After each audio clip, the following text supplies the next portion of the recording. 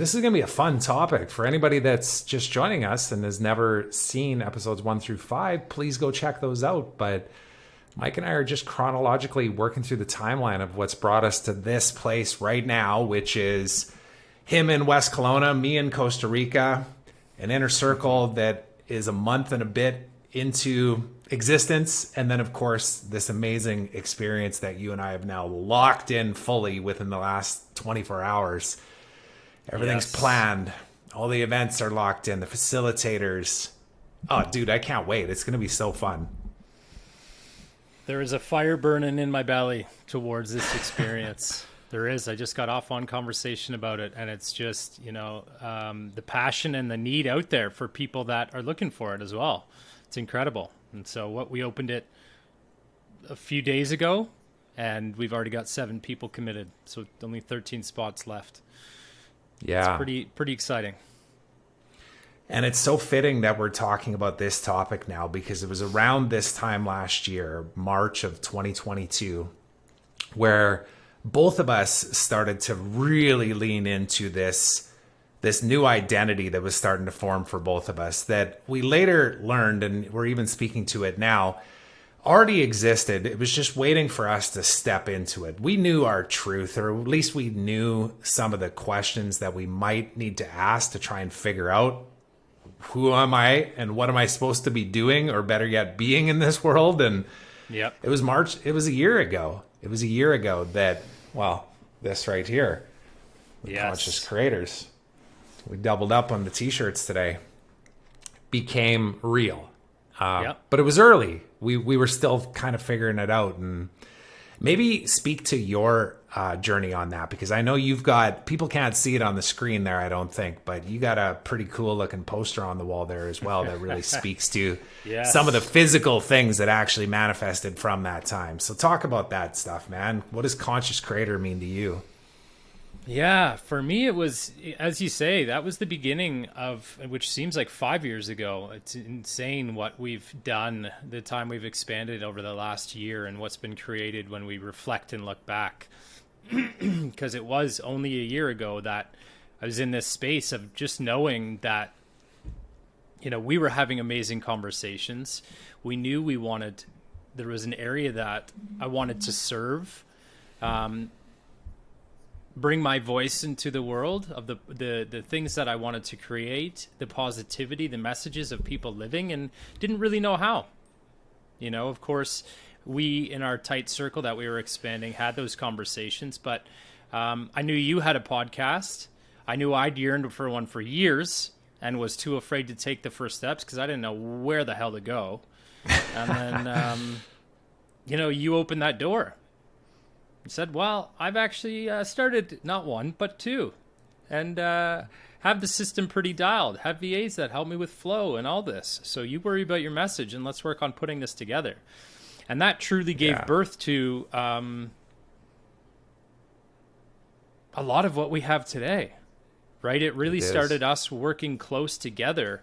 We were talking at least twice a week on dedicated time in these areas to put together the graphics, the logos, every little aspect, figuring out how we were going to get it out there, the video, the editing.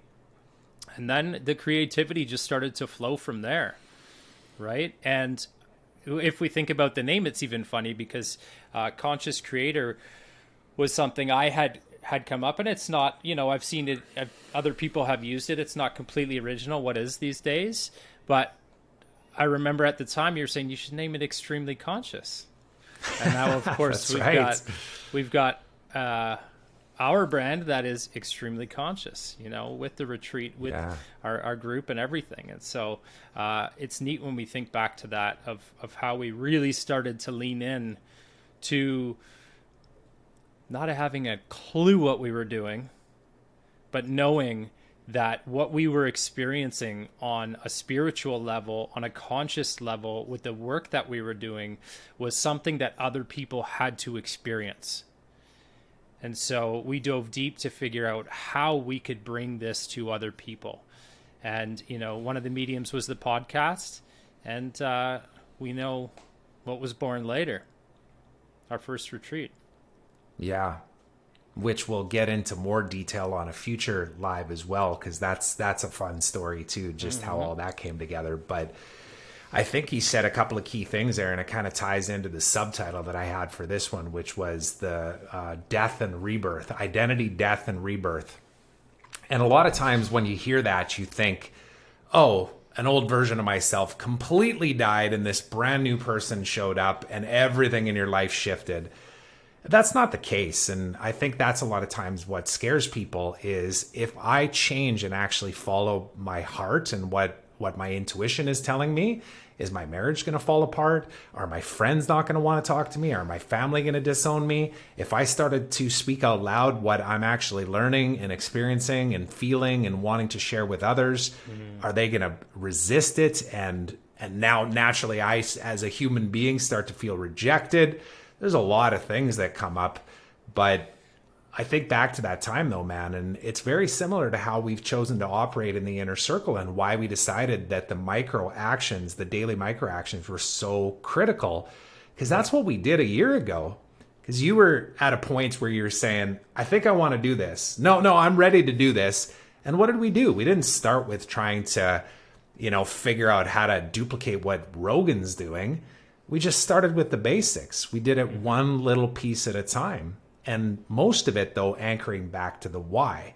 Because the technical side, I had years of experience in that, so I was able to bring that to the table. It was really the why behind it. Mike, why do you actually want to start this podcast? What do you want to talk about? Who do you want to talk to? And it had to evolve over time. We didn't have it all figured out then. No, I mean, you nailed it. It truly was.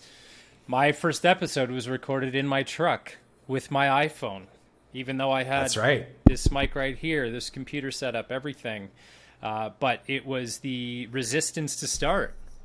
Yeah. Right? I'd recorded the intro, the outro. I'd done every other piece but record the first episode. I had every word inside of me that I wanted to say. And that episode, I think to this date, is the most viewed episode that I've uploaded. And it was done on my iPhone in my car driving on the Coquihalla because I decided to start. And I think that's been the theme of our whole journey, every piece of it. We're not overthinking it. We know all the answers are right here within us if we start and we're doing the work.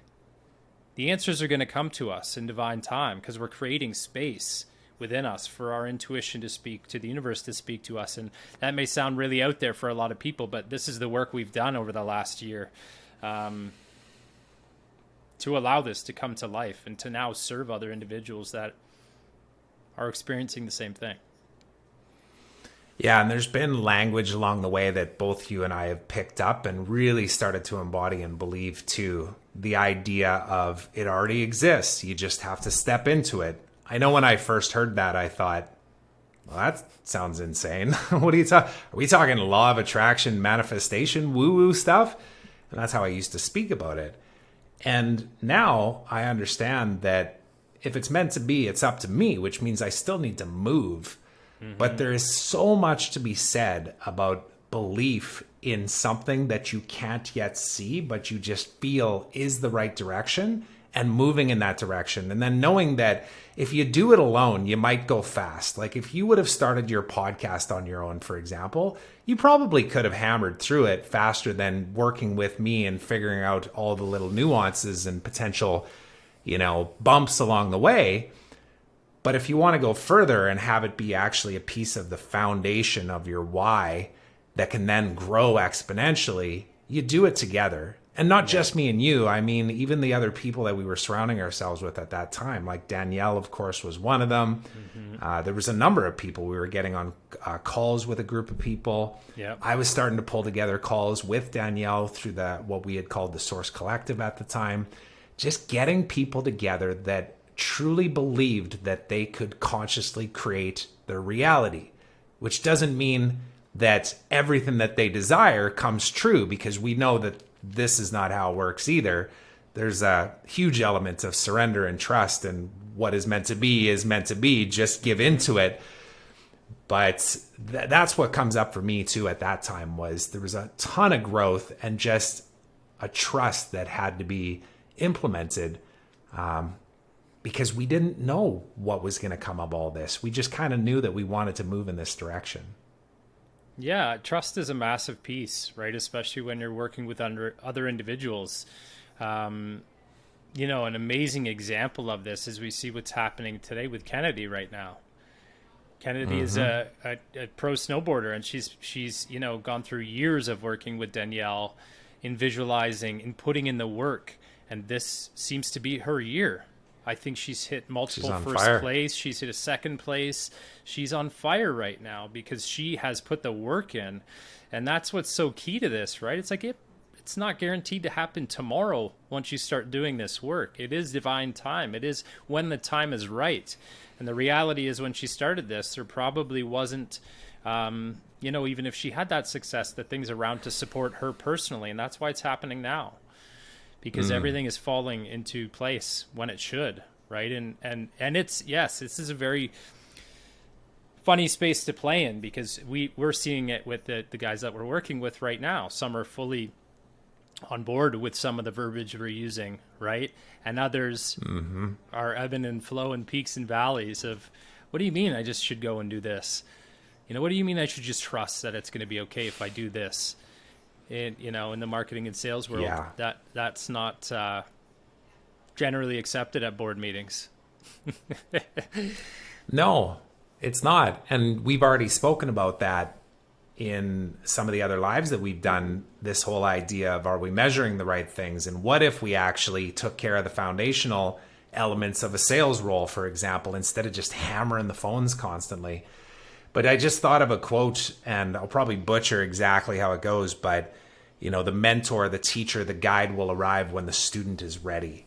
That's just a perfect metaphor for exactly what we're talking about, is that the Conscious Creator podcast was waiting to happen, but you weren't ready yet. Yep. And then people started showing up in your life when you were starting to lean in and saying, I think I am. No, I am. Let's go do this. And you get people around you that go, yeah, man, do it. That sounds amazing. Because I know that's one of the things that it's taken me a better part of a decade or more to recognize even moments like that in the past, where I had friends that had ideas, for example, that most of our friend circle and even their family were saying, that sounds insane. Why would you risk something like that? You've got such a secure, stable job, you know, this loving, perfect family. You're going to go and take that chance. And in fact, we talked to David about that yesterday on our one-on-one call, didn't we? He actually expressed the same thing. Yeah, absolutely. And it's wild once we create space and we slow down to truly see the support that is around us, and to see that all the tools are within reach. They've been there the whole time. We were just too busy to see them or allow the people to come forward. It's always there. And then, yeah, I just got off a phone call right now with a gentleman that is taking a huge risk. He's starting his own insurance brokerage, stepping away from that cushy role that he's had for years. You know, there's many out there that are feeling that pull to really step forward and step into their own. And the support is there. The universe is there to support us once we step into the power of that. It can be damn scary, but... Well, that's what I was just going to say. A lot of it is just having the bravery to take the step. There's a part, in fact, the last chapter, if anybody wants to read Brene Brown's Braving the Wilderness book, skip right to the last chapter. That doesn't mean you shouldn't read the whole book, but go to the last chapter in particular, because she speaks about this idea of walking through this empty city and getting to the edge of the forest and being scared to actually step into it, because what could possibly be in there? There could be bears and wolves and all of these physical things that could kill us. But when we actually do it, we realize that everything that we desire is actually in that big, scary forest. And there's other people in there, and they're dancing, and they're having a good time, and they're playing, and they're living life to its fullest, and they're massively abundant in more ways than just financially, but in their relationships, in everything, in their own relationship with self, and how they take care of themselves and see themselves and love themselves.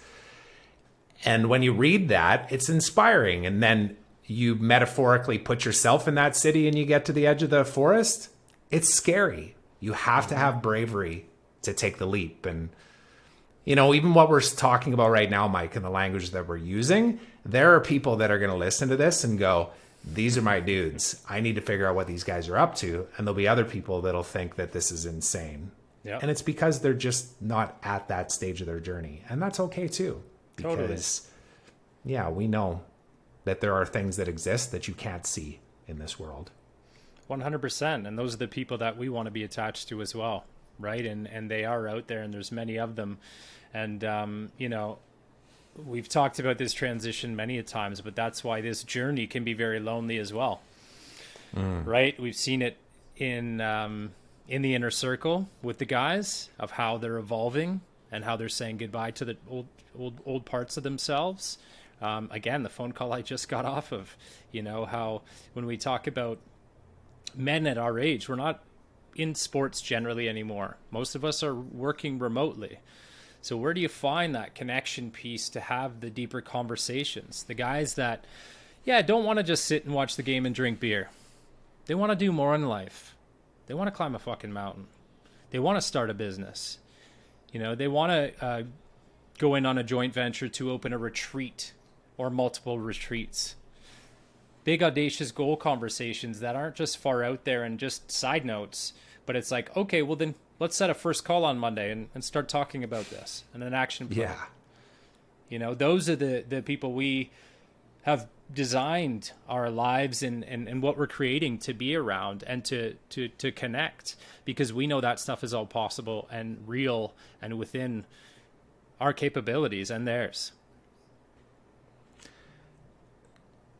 Greatly spoken, man. And speaking of climbing mountains and doing big, crazy things, we're going to be talking about that on a future episode. It might even be the next one. I got to look back on the timeline of what we said, but it's getting definitely close to that time where you and I went for our bromance weekend and started to figure out exactly what this experience could look like if we were to bring other people into this space that were also seeking what it was that we were creating. They just didn't know it existed yet.